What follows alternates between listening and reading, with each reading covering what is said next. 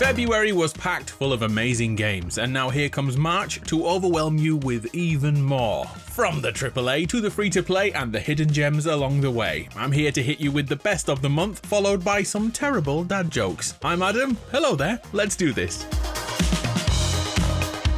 Have you been paying attention to Crimson Desert? A game that looks almost too good to be true. A single-player action-adventure game set in a medieval fantasy open world, and a massive world at that. Twice the size of Skyrim and even bigger than Red Dead Redemption 2. Made up of 5 regions. The amount of things to do here is awe-inspiring, and even the menial stuff has been notched up a few levels. Instead of riding a horse, we can choose a bear, or a mech, or a dragon. One of my favourite touches is that the bosses we defeat, we get to claim their gear as our own. And speaking of combat, the usual melee action is here, yet it can be adapted to include wrestling moves to break guards' defense, and the more we play, the more elemental weapons become integral. Being creative in battle looks like a genuine option. Crimson Desert will not have enemy scaling, so if one area is too difficult for you right now, simply leave and explore the world, leveling up and finding new gear, and once we return, we'll be stronger than ever. Which is handy, because there's a faction system at work as we pick and choose our missions,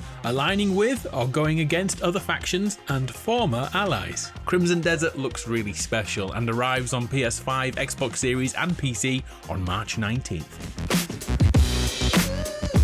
March sees Marathon arrive, the first-person extraction shooter with this gorgeous art style which sure is unique. I've got to say, some of the assets that informed this art direction were stolen from other artists, but thankfully Bungie rectified that and also took on board a heap of feedback from the players. One thing Bungie is reliably amazing at is gunplay, and Marathon continues where Destiny and Halo left off. The sci-fi world is a PvPvE extraction sandbox. Players will drop in with their own missions to undertake, which could play out without ever seeing another real player, and we simply face off with AI like it's a Destiny raid. Yet it's highly likely another squad has a mission in the same area as you, leading to tense face-offs, as we decide if we trust them not to shoot us, or we shoot first and ask questions later. And the kicker of extraction shooters is the risk-reward, as anyone who falls in battle loses their loot, regardless of how long it took to get that. Marathon is holding a free server slam on February 26th, running until March 2nd, so if you'd like to try before you buy, jump in. The final release date is March 5th.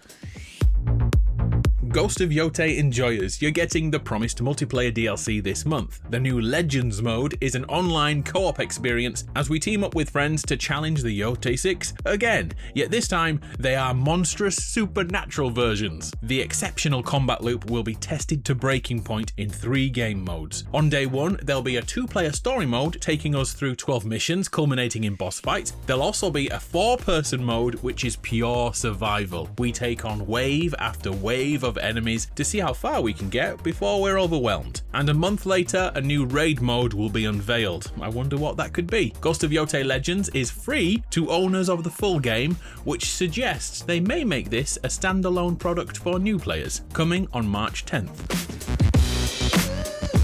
As we're already 1 foot into free games, let's jump in completely. Remember back in January when we were expecting 7 Deadly Sins Origins to release, and suddenly it vanished? Well, in that time, the game's combat system was updated thanks to player feedback. 7 Deadly Sins is created in the image of Genshin Impact. It's almost like a blueprint, to be totally honest. So if that one took over your life, it's gonna happen again. The typical gacha open world formula is at work as we build a squad of teammates and rush into battle. Combat constantly asks us to swap characters, apply effects, chain combos and elemental attacks, all to trigger massive damage. If you didn't know, 7 Deadly Sins is also its own very successful manga series that remains the source material for the game, but it's a new story which could bring back characters from the history of the series. Origins comes to PS5, PC and mobile on March 16th.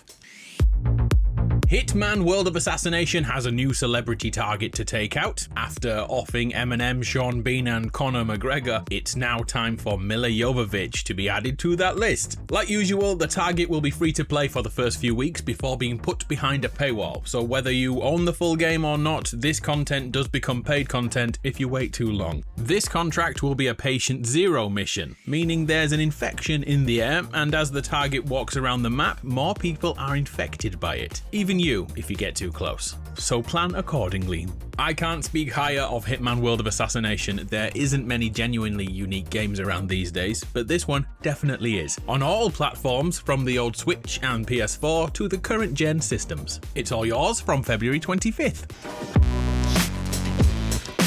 A quick mention, if I may, about a game making a comeback right now. The hero shooter Overwatch 2. Well, they dropped the 2 and it's Overwatch again, and everything seems to be resetting to what made it fantastic in its heyday. The loot box system is now front and center again, and 10 characters have been added. 5 are in-game right now, and 5 more are coming soon. The gameplay has always been great in Overwatch, and now a new commitment has been made to telling a story inside the game over the next year of content. Just like the good old days. Overwatch Season 1 is out now on pretty much every platform, and now on Switch too. And one more free game to look out for this month, Fate Trigger, the Battle Royale anime game with physics, shall we say. Fate Trigger have committed to releasing in early access in Q1 of 2026, which means it's gotta happen this month. An additional beta just started a few days ago, which you can play right now, to iron out the final little details. If you're seeing Fate Trigger for the first time, it's essentially Apex Legends and Fortnite combined into one. Each character has their own special abilities, from gaining height in a fight, to seeing foes through walls, to unleashing attacks that are tough to describe. Yeah, she's water now. The devs have spoken about expanding past Battle Royale, as that genre seems to be in decline right now, and I do like that the game is in third person until you aim and it switches to first person. Love that. Fate Trigger will announce the exact day in March very soon on PS5, Xbox Series and P to the C.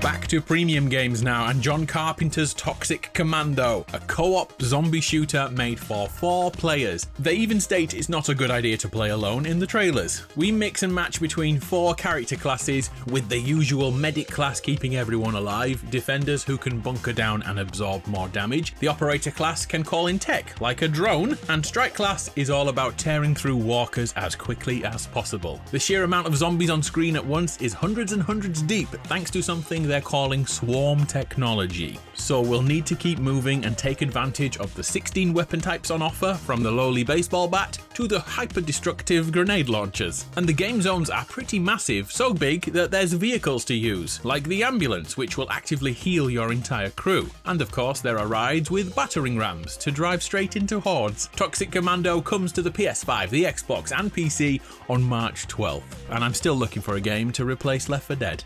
Do you remember Life is Strange? For a few years back then, it was the quintessential episodic narrative-driven game. Times have changed since then, but now Max and Chloe are back in reunion. Chloe sees visions of the future, including the impending burning down of her campus, and now she has 3 days to save everyone. Somehow Max has returned, who can manipulate and run back the passing of time to redo her actions, although it's limited to a few minutes. And her super skill is to use a Polaroid to travel back in time to when it was taken.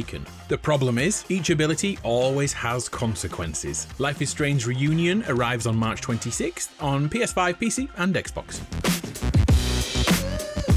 Have you seen Mouse PI for Hire? A Looney Tune first-person shooter that invokes early Mickey Mouse cartoons. We are a private investigator and must find clues and solve puzzles before everything becomes a shootout. As I'm writing this, a price point has not been officially confirmed, so I'm guessing a little here, but I'd be surprised if this was a full-price game. I wonder if the lack of colour will get frustrating in hectic moments when you're hours deep. Mouse PI for Hire arrives on March 19th on the Big 4. Lots of horror games are being remade recently, and here's one from the PS2 era, Fatal Frame 2. It's official, Crimson Butterfly has been remade. This game merges photography with survival horror, all set in this haunted little village. We have puzzles to solve, it's more like Silent Hill than you think, yet our weapon of choice is a camera. A blue or red light shows us if the spooky entity in front of us is friend or foe, and snapping photos is how we defeat them. It's a really cool concept, especially for the PS2 era. The remake lands on March 12th, again on the Big 4. Speaking of retro-inspired games, Legacy of Kain Defiance, another PS2 era game, gets a glow-up on March 3rd, an action-adventure in which we play as both the titular Kain and the OG Raziel. We plow through our enemies and pick up new combat techniques that continually evolve the action. It was great in 2003, it's coming to absolutely everything this time around. Fans of 2D side-scrolling beat-em-ups, check out Scott Pilgrim EX, or is it just X? It takes the graphic novels as a starting point point and explodes into a new take on the story. And it certainly looks like more Scott Pilgrim, which will make many people happy. And then we have the annual games with MLB The Show doing its thing, like always, representing the baseball world, and WWE 2K26 puts us back in the spandex to recreate the world of wrestling. That game will unveil some really interesting updates later this week. And anyway, I'm pretty sure if you buy these games yearly, you're gonna keep doing that whatever people say, and I respect you for it. Hey, we made it through another new games video, so you deserved bad dad jokes as a thank you. Like this one. I'm starting a new job at the Guillotine Factory this week. In fact, I'll be heading there tomorrow. Beheading. You get it. Get this, a man was jailed for 20 years for having a stutter. I was shocked, but let's be honest, he won't finish his sentence. I just found out that I'm colorblind. The news came totally out of the yellow.